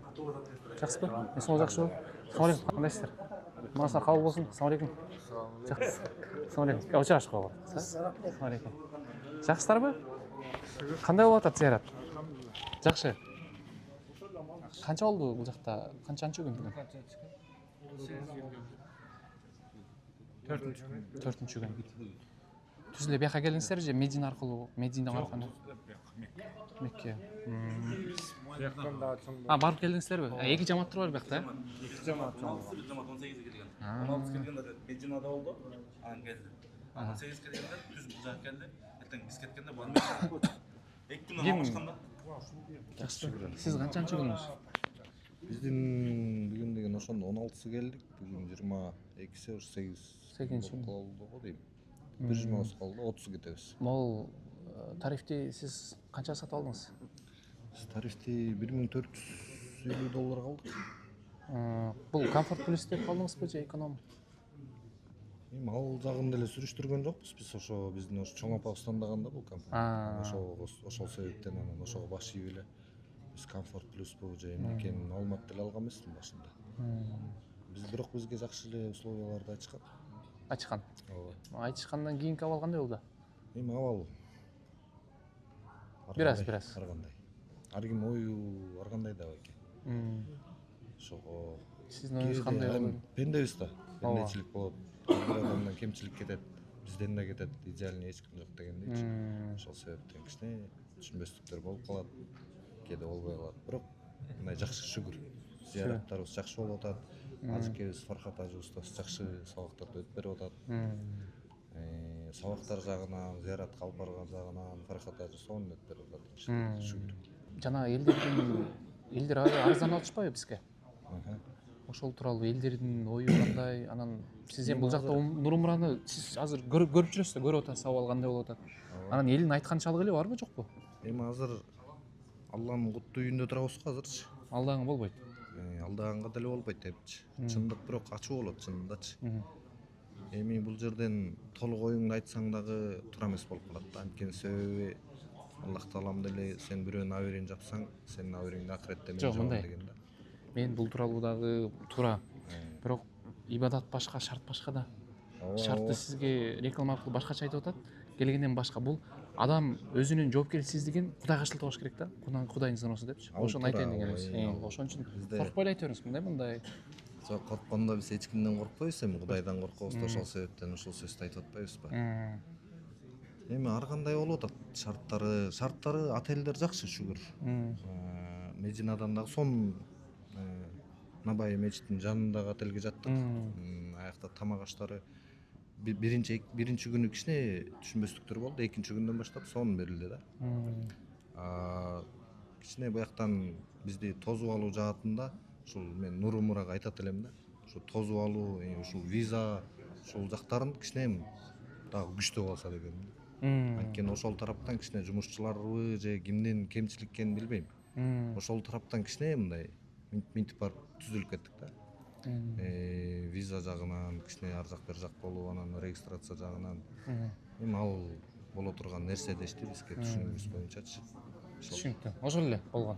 Болгону ошол биздин айтат. Мен көйгөй, калганы майдачылар. Мен көйгөйү ошол Нурумура өзүнүн иштей турган адамдарын кичине күчтүү болсо эле болду. Калганы сонун алып кетет да. Ажы башчылар бул бизге зыяратка алып баргандары аябай сонун болуп атат. Ушул эле ишин жүргүзгөн адамдарды кичине түздүп алса болду. Жакшы, мындай. Сиздердин айткан ар бир нерсеңиздер сынды Мирзат эже туура кабыл алат экен. Өзүн оңдойт да. Ал деле жакын эле ачылыптыр, 1 жыл болду дейт. Анан ушунун үстүндө иштеп, эми өзүм тескеринче күчтөнүп атам дейт да. Көрсө жакшы болуп кетет деген үмүттөбүз. Иншаллах эми ар кандай жайда болуп калат. Эми сиз айттыңыз, пенде экенбиз. Оңолот дегендей акырындык менен оңолот да буюрса. Ошо. Алла разы болсун эми. Сизге да Алла разы болсун. Умураңыз кабыл болсун. Алла разы болсун. Чоң рахмат. Апаларга кирип чыгалы. Ооба, апалардын үнүндө окуп алып, апалардан кабар алып калып. Кичинекейлер да келген турбайбы? Бисмилlah. Апа, канчанчы жолу келдиңиз? Канчанчы жолу келдиңиз? Биринчи жолу. Биринчи жолу. Жактыбы? Жакты айлам, жагат да. Кудайдын үйү жакпаса биз кимде жагат? Жагат да бул. Кыйналган жоксузбу? Жок. Шарттар жакшыбы? Жакшы, баары жакшы. Сонун. Канча жаштасыз? 90. Өмүрүңүз узун болсун. Биз да сиздин жашыңызга жетели, апа. Рахмат. Ким жөнөттү сизди? Жеткиле. Ким жөнөттү сизди? Ким менен дейсиз? Ким жөнөттү? Ким жөнөттү сизди? Балам, небере балам, өзүмдүн балам, келиним 5 болуп келдик. Ой, машалла. Жакшы. Бизге да ошентип келген насип кылсын, апа. Рахмат. Жакшы. Сиз апа кандайсыз? Жакшы. Сиз канчадасыз? Мен 71-демин. Өмүрүңүз узун болсун. Сиздин жашыңызга жетели биз дагы. Канчанчы жолу келдиңиз сиз? Экинчи жолу. Экинчи жолу. Биринчи келгенизде кайсы компания менен келдиңиз эле? Лидер. Лидер менен келгенсиз. Бүгүн Нурумура. Жакшыбы? Жакшы. Кыйналган жоксузбу? Жакшы, шүгүр, баары жакшы. Алхамдулилlah, иншаллах. Жакшы. Баары жакшы болуп атат. Тамак аш жакшы. Жакшы, аябай жакшы. Автобуста кыйналган жоксуз? Жакшы эми. Кыйналган жокпуз, жакшы. Кыйналган жоксуздарбы? Мен ошондо өзүмдү 90га чыктым, анан биринекер жаса коем. Ушул жерге келген жас делем окуйсуңбу? Макул. Кана. Апа. Сиз телефон жакшы түшүнөт экенсиз? Телефон жакшы түшүнөт экенсиз дейт. Ого, заметкеге кирип. Мынакей, мына. Анан мына минтип Омарага келгенибизди жаздым эле да. Окуп кое берейинби? Окуйсуңбу? Окуйн, Кана, бисмилла. Умурага келдик. Эртеңки күнүң бизге болот тур аманат. Саат эмес секунд сайын өмүр өтөт сабалап. Ниет кылып умураны самап келдик, жол тартып. Кудай буйруп келип калдык аман эсен саламат. Ой апа, караңызчы. Келиндерим, балдарым өмүрлүү болсун ылайым. Тилектерин кабыл кылсын Кудайым. Каарыганда умурага алып келди жетелеп. Мен дагы элден калбай ниетимди кылайын деп. Кийинки умурада да жолугалы, Буйруса. Буйруса, Кудай жаш берсе. Айтканыңыз келсин. Кандайсыздар эжекелер, апалар, жакшысыздарбы? Эсен амансыздарбы? Умураңыздар кабыл болсун. Биринчи жолу келгендер барбы? Бүт эле биринчи жолу. Нурумура компаниясы кандай кызмат көрсөтүп атат? Жакшыбы? Катасын деле айтыңыздар. Мына Коркутуп койгон. Ачык айтыңыздар, бизден кеткен ката, сиздер бизге катаңызды айткан сайын биз да такшалабыз. ооба. Ошол жерди көрөбүз. Ушул жери туура эмес болуп атыптыр деп ачык айтыңыздар, апалар. Кандай кызмат болуп атат сиздерде? Жакшыбы? Сиз ойлонуп калдыңыз да, айтасызбы? Жакшы. Саламатсыздарбы? Биздин Канчанчы жолу келишиңиз? Биринчи жолу келишибиз. Биздин ушу умра сапарына келген максатыбыз жолдошум экөөбүз биринчиден эми ибадат кылып, экинчиден ошо кызыбыз 3 жылдан бери ооруйт, жүрөк оорусу менен. Кайсы диагноз? Пароксация же башка? Пересадкасы, жүрөк алмаштыруу. Алмаштыруу, алмаштырыш керек.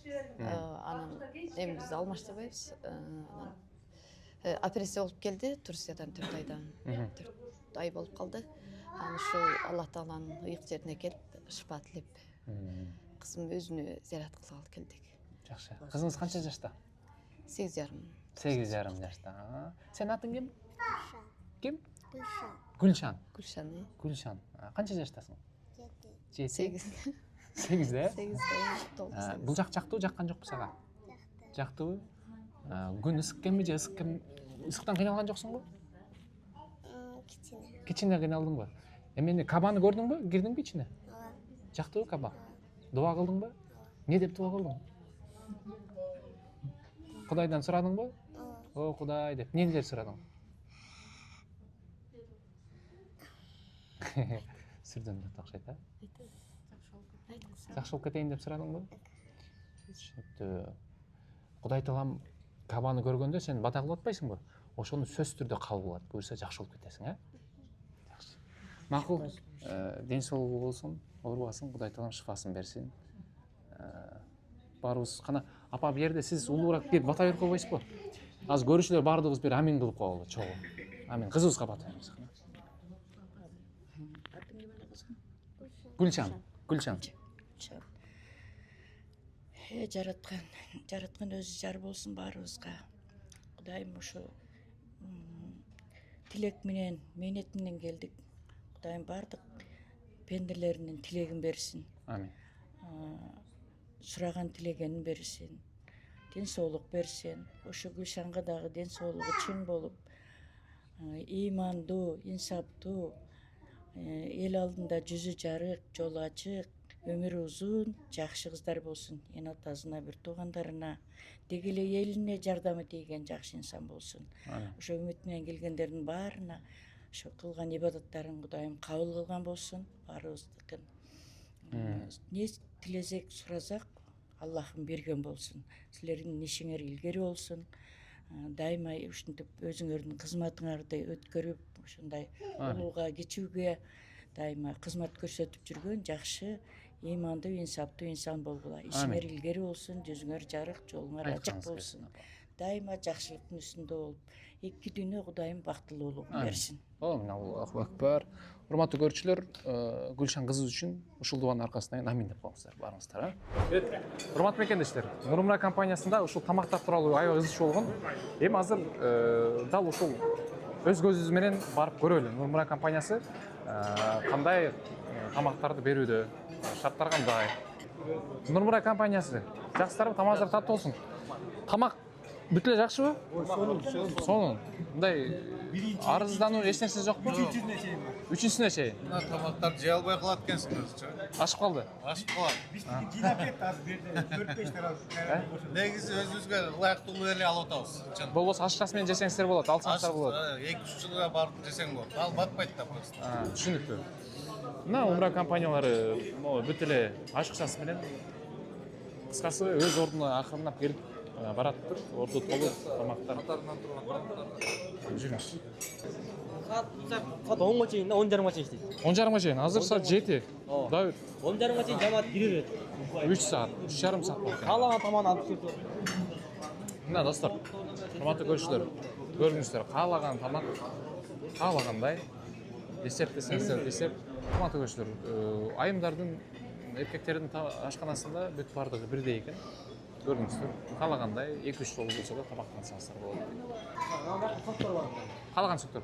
Бул эме ушул нерселер сиздер уюштуруп берип атасыздарбы? Биз уюштуруп берип атабыз. Нурмура менен иштегенсиздер канча болду? 1,5 жыл болуп калды почти. 1,5 жыл. Эмне себептен Нурмураны тандадыңыздар? Биринчиден Мирзат эже бизге кайрылды. Биз ушу пакетти сүт бергиле депчи. Биз отказ берген жокпуз. Биринчиден биздин өзүм жалгыз иштейм биякта. Командабыз менен иштейбиз да. Ильяс деген намлор чогуу иштейбиз. Эми биз бул Нурмуранын ызычуусун билесиз да, буга чейин элдер. Ошонусуна карадыңыздарбы? Карап мындай карадык. Коркуу болгон жокпу? Ошол моменттен баштап биз иштеп баштадык да. Азыр башталган. Башталган баштап анчен жамааттардын немесин. Эмне үчүн бул анчен умрачылар эми компаниялар, умрачылар Алланын делегаттары да, Алланын коноктору. Ушундай жакшы шартта жашасын. Мурунку койгон пакетчилерден эле кичине айып бар экен. Кымбатыраак коюп бул жерде көп нерсени билбегендиктен мунун койгон пакетчилерден айып бар экен да. Анткени кымбатыраак коюп коюшкан экен. Мисалы үчүн алдын баягы койгон адамдардын башына азыр мисалы үчүн жакшы нерсе менен айланып атат. Жакшы, мурунку караган жакшы. Мурун тиги немеге Азиатка алып жайгаштырчу мындай шартта болбосо баягы түрктөр эле отурат. Муну өзбектер менен аралаштырчу эле тапек болчу эле. Азыр өз-өзүнчө мындай сон. Өз-өзүнчө. Жакшы. Баары тамакта эч айып жок. Айып жок. Жакшы. Биз пакет койгондо кайсысына интерконтинентал коебуз да көбүнчө. Жалаң только интерконтинентал гана коебуз. Кайсысагачы. Түшүнүктүү, рахмат. Жанагы жатакана боюнча сөз кылганбыз. Азыр биздин зыяратчыларыбыз кандай жерде эс алышат, бөлмөлөрү кандай, мындай ачык айкын сиздерге көрсөтүп берели. Жүрүңүздөр. Нурмура компаниясынын отелиндебиз. Жашап аткан учурда таза учур эмес, жашап аткан учур азыр. Ооба. Жашап аткан учурда. Азыр ошо Ильяс айт. Бисмилlah. Мен эми шамда эми окудум. Саз ооруп атат эмес. Келиңиз келиңиз. Ассаламу алейкум. Устаз, кандайсыз? Жакшысызбы? Алхамдулилlah. Жакшы. Аман эсенсизби? Алла разы болсун. Кудайга шүгүр. Алла разы болсун иншалла. Мен сол Келе келсин. Жок, анча деле эмес. Келиңиз, бияка отуруңуз. Алхамдулилlah. Алла кабыл кылсын иншалла. Умрада өткөндө мени көрдүм, сиздин эмеңизди көрдүм. Умрага келгениңизди көрдүм. Машалла дедим, алхамдулилlah келип ушу умраны кылып кетет экен депчи. Эми акыркы жаңылыктарды көрдүңүз? Жаңылыктарды көрбөйчү анан. Бул түзмө-түз биз азыр могул эмеде да, Нур Умрада да. Мен 2 айдан бери бияктамын негизи. 2 айдан бери кызматтамын. Эмеде Рахматулла болчу, биринчи. Башында да ошол Рахматулла чалып ошондо устаз. Бизде кызмат бар. Кандай кызмат? Ошол устаздык кызмат, ажы башчылык эмес. Устаздык кызмат сиздики азыр ажы башчылык. Ажы башчылык эмес, устаздык кызмат дейт. Анан бул кандай болот? Эми ажы башчы билесиз да, өзү барып туруп өзү акча топтойт, анан мындай кылат, алып келет. Пакет алат, анан ошондой болот депчи. Мен айттым, мен бир жолу ошондой болгонмун, анан өзүмө сөз бергем, эч качан ажы башчы болбойм депчи. Себеп? Эми өзү ачык эле айта турган болсок мындай да. 100% сенин оюңдагыдай бир да умра компания болушу мүмкүн эмес. Мен канча келдик, сөзсүз түрдө бирде бир нерсе болду. Бул ошондой. Себеби арабтар менен иштешүү бул өтө чоң проблема. Арабтар менен иштешүү. Өткөндө бирөө айтат да, муну кандай түшүнөбүз дейт. Мен айттым, мындай түшүнөбүз. Кыргызга 1 саат айтасың, айтасың. Качан келет, кечип келет. Бир айтчы, эмнеге? Ошондой да дейт. Менталитет. А биякта да ошондой менталитет. Азыры хоть более-менее жакшы иштеп калышты, мурун вообще кыйын болчу булар менен иштеш. Ошон үчүн ажылар түшүнбөйт да бул нерсеничи. Мисалы, акчаны топтоду. Акчаны топтодуңуз, колуңа акча. Мен бир эле жолу ошондой кыламын да. Акчаны топтодуң. Келдиң, фирма менен сүйлөштүң, фирма сага айтты, устаз мынчалык, да, пакет мынчалык. Демек мен бияктан мынчалык ар бир кишиден мисалы $50, $100 эме кылышы мүмкүн. Пайда табышы мүмкүн деп табасың. Бирок сага акча эмеде умрачылар бара тургандар акчаны кимге берди? Фирмага берди, сага берди. Сага берди да. Келдиң, сен фирмага общий эле төлөп коесуң. Анан проблема чыкканда кимге? Фирмага келеби? Сизге келет. Албетте. Бул устаздык даражага өтө ылайыксыз болгон бир нерсе. Бул өзүңдүн илимиңе урматсыздык болуп эсептелет. Ошондон бери дедим жок. Анан ошо Рахматулла чалып айтты. Устаз, ал жерде мындай болот. Сиз барасыз, буларга динди үйрөтөсүз. Сабактарын күндө сабак бересиз, же 2 күндө бир сабак бересиз.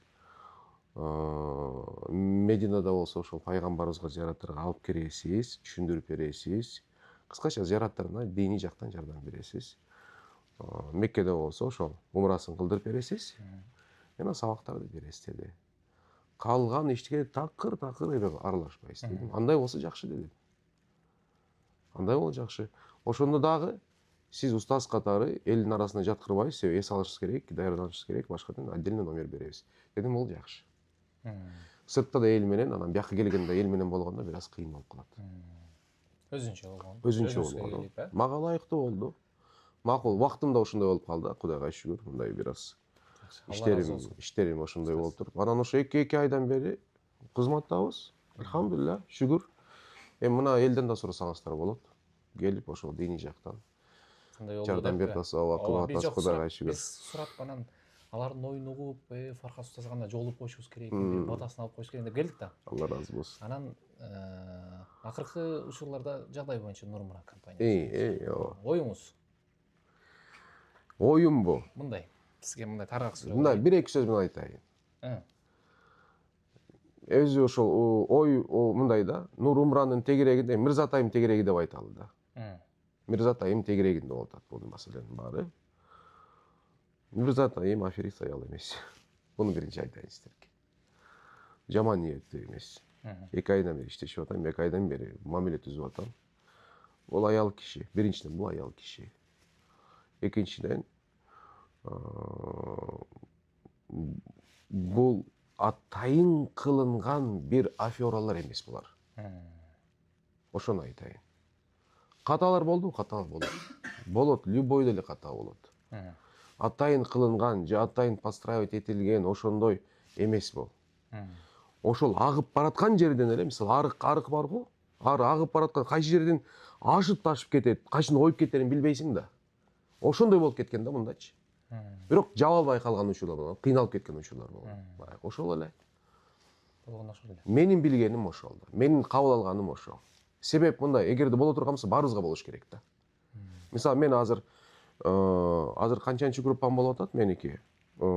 Так, биринчи группа кетти, экинчи, бул үчүнчү, мына үчүнчү, төртүнчү ушундай группа болуп атат. Үчүнчүбү же төртүнчү группа болуп атат ошондой да. 3 группа менен тең келдим. Эми бир эле учур, кайсы учур болгон ошол. Наманган маселеси чыкканда бизге поезд кое албады. Койбоду эмес. Кое албады ошол учурда.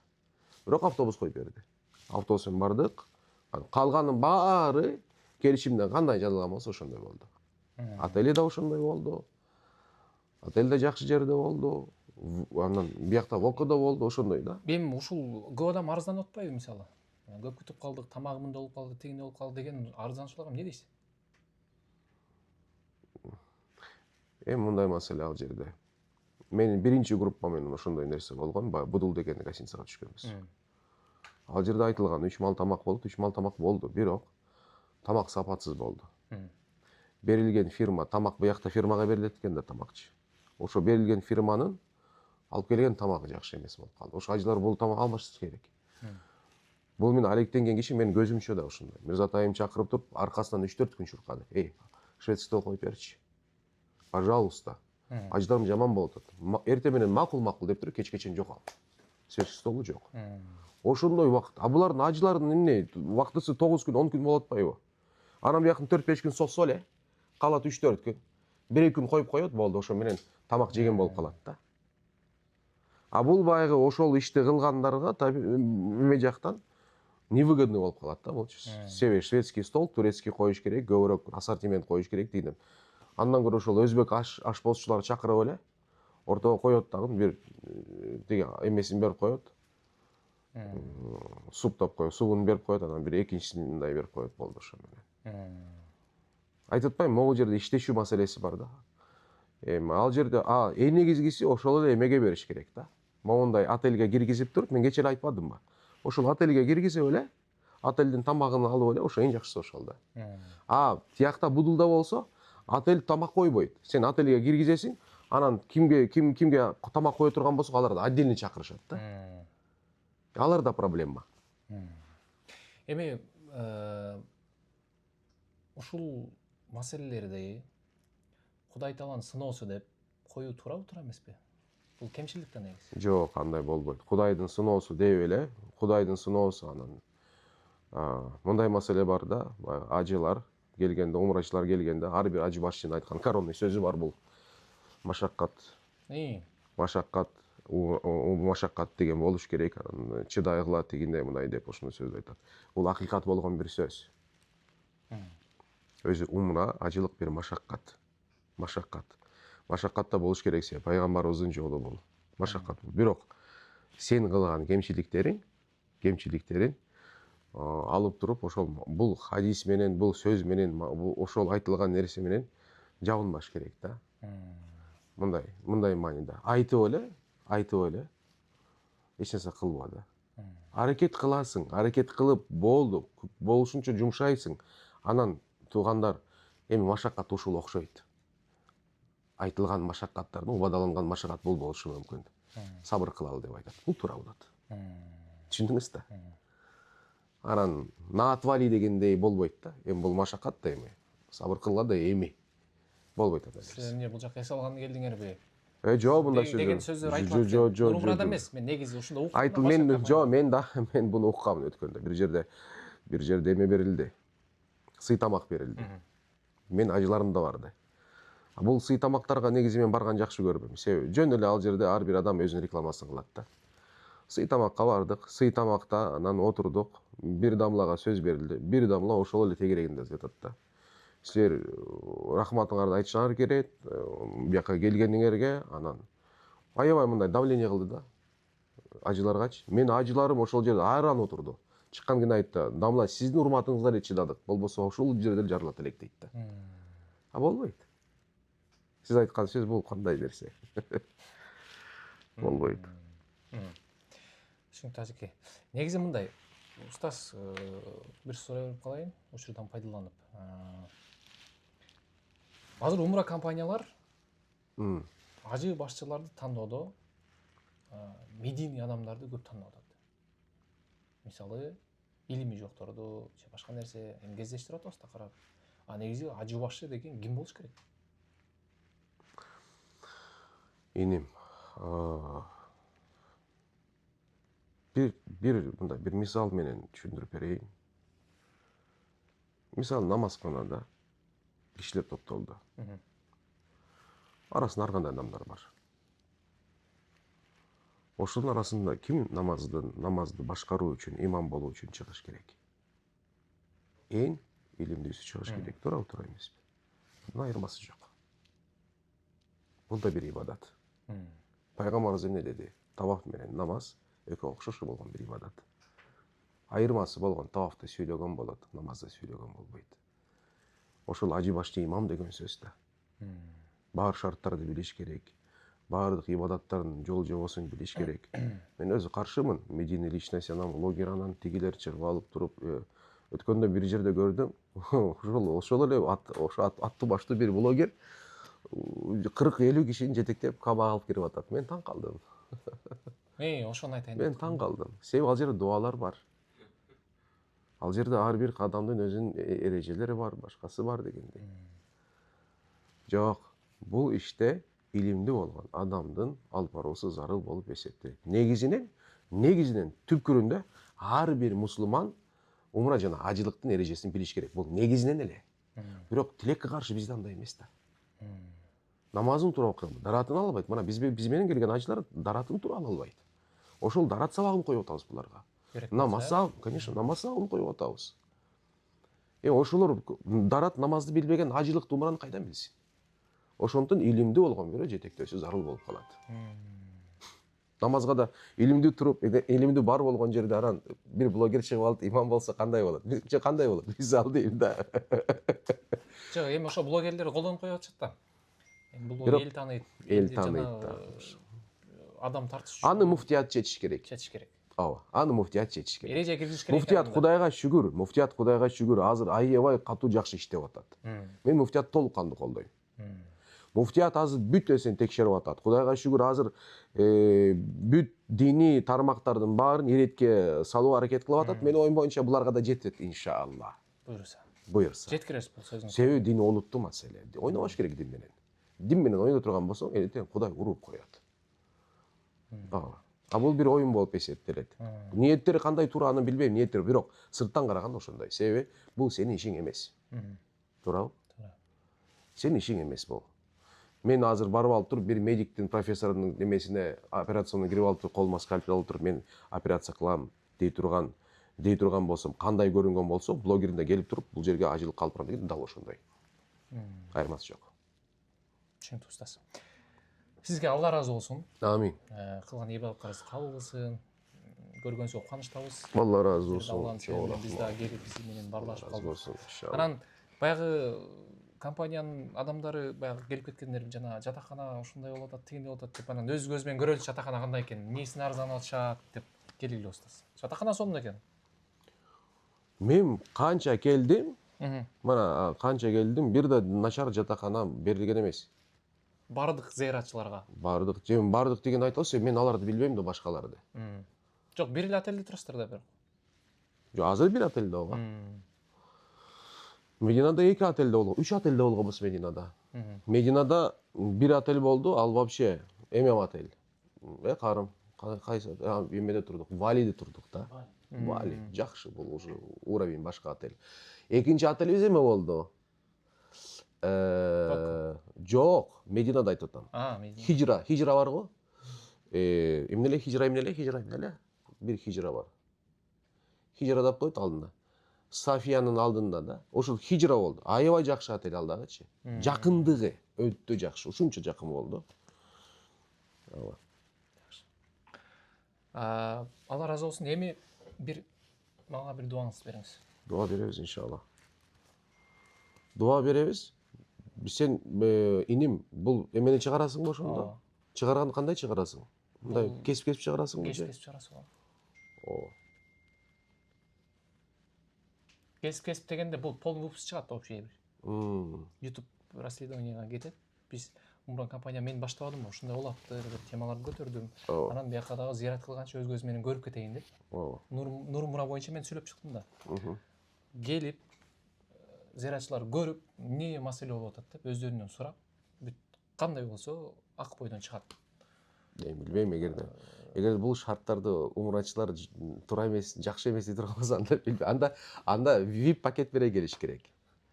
VIP пакет менен келиш керек. 6.000-7.000 долларлык пакетти кылып келиш керек. Ошондо наразы болот. 2 ай мурун келдик биз. Өтө жакын тааныштарым менен 10 киши. Уста, сиз менен барабыз, сиз менен барабыз. Анда дедим, сиз мен менен бара турган болсоңар, мен көрсөтөм. Бул отельде өзүңөр кыласыңар. Ошондо өздөрү уюштурду булар. Букингден эле алып, тигиндей мындай кылып туруп, ар бир кишиге бир 6.000-7.000 доллар болду бир пакет айлануусу. Ошондо да келгенде машаккаттар болду. Күттүрүштү эмеде. Гостиницада. Арабтардыкы ошондой экен. Туруу бар, бүт нерсе бар. Жок, ишин кыла берет. 5-6 саат күттүрүп койгон учурлар болот да. Мында чекинди бат эле кылсаң болот да ал. Жок, андай кылбайт. Кызык деле нерсе болду биякта, короче. Эмне кыласың? Бул жерде максатың ошол, келип ибадат кылып кетиш да ошого. Чыдайсың анан иншалла. Ыйык Меккедебиз, жалпы элибизге, мамлекетибизге бир дуаңызды менен бүтүрсөк. Амин. Аузу биллахи минеш шайтанир раджим. Бисмиллахир рахманир рахим. Алхамдулиллахи раббил аламин. Вассалату вассаламу аля расулина Мухаммадин ва аля алихи ва сахбихи аджмаин. اللهم إنا نسألك بأسمائك الحسنى وباسمك الأعظم وبأنبيائك المرسلين ونبيك محمد صلى الله تعالى عليه وسلم يا ربي. Sen ulusun, berimdesin ya Rabbal Alemin. Ошол ыйык жерде отурабыз алакан жайып. Ya Rabbi, ошол ачкан алаканыбызды бош кайтарбагын ya Rabbi.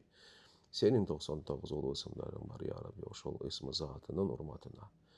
Бүткүл пайгамбарлардын жана сенин сүйүктүү пайгамбар Мухаммад Мустафа саллаллаху алейхи ва салламдын урматына ya Rabbi.